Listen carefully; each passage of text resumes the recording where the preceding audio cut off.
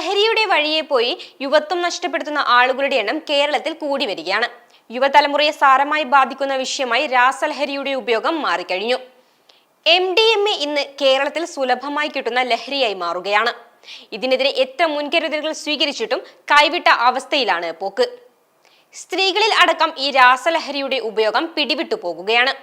കൗമാരക്കാർ പോലും ലഹരിക്ക് അടിമപ്പെട്ട അവസ്ഥയിലുമാണ്. ലഹരിക്കടത്തുമായി ബന്ധപ്പെട്ട് പിടിക്കപ്പെടുന്ന സ്ത്രീകളുടെ എണ്ണവും കൂടി വരികയാണ്. ഏറ്റവും ഒടുവിൽ നിഖില എന്ന പയ്യന്നൂർ സ്വദേശിനിയായ പെൺകുട്ടി MDMAയുമായി അറസ്റ്റിലായ സംഭവമാണ് പുറത്തു വന്നത്. സ്കൂൾ പഠനകാലത്ത് മിടുക്കിയായിരുന്ന പെൺകുട്ടി ഇന്ന് അന്യ സംസ്ഥാനങ്ങളിൽ പോലും അറിയപ്പെടുന്ന ലഹരി വിൽപ്പനക്കാരിയായി മാറിയിരിക്കുന്നു. ഇത് മലയാളി സമൂഹത്തെ ശരിക്കും ഞെട്ടിച്ചിരിക്കുകയാണ്. ലഹരിയുടെ ഉപയോഗത്തിലേക്ക് നീങ്ങി പിന്നീട് വിൽപ്പനയിലേക്ക് വഴിമാറിയ ജീവചരിത്രമാണ് ബുള്ളറ്റ് ലേഡി എന്നറിയപ്പെടുന്ന നിഖിലയ്ക്കുള്ളത്. പയ്യന്നൂരിൽ സെയിൽസ് ഗേളായി ജോലി ചെയ്തു വരികെ കഞ്ചാവ് വിൽപ്പനയുടെ പേരിൽ പിടിയിലായിരുന്നു ഇവർ.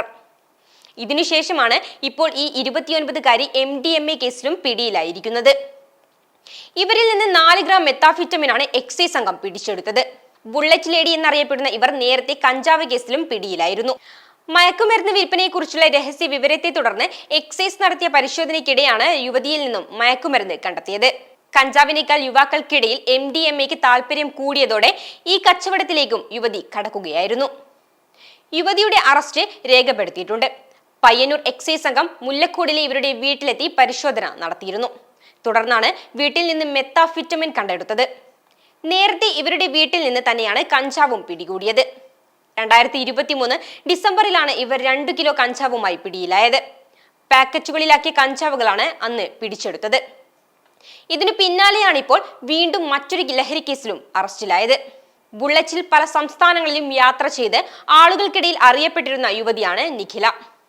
തുടർന്നാണ് ഇവർ ബുള്ളറ്റ് ലേഡി എന്ന് അറിയപ്പെട്ടു തുടങ്ങിയത്. ബുള്ളറ്റ് യാത്രയിലൂടെ ലഭിച്ച സൗഹൃദങ്ങൾ വഴിയാണ് മയക്കുമരുന്ന് വിൽപ്പനയിലേക്ക് ഉൾപ്പെടെ ഇവർ തിരിഞ്ഞതെന്നാണ് എക്സൈസ് സംഘം പറയുന്നത്. അന്ന് ഇതര സംസ്ഥാനങ്ങളിൽ അടക്കം അറിയപ്പെടുന്ന ലഹരി വിൽപ്പനക്കാരിയാണ് നിഖില.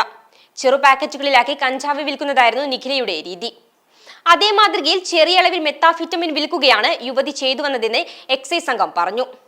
നിഖിലയുടെ സംഘങ്ങളിലേക്കും അന്വേഷണം നടക്കുന്നുണ്ട്.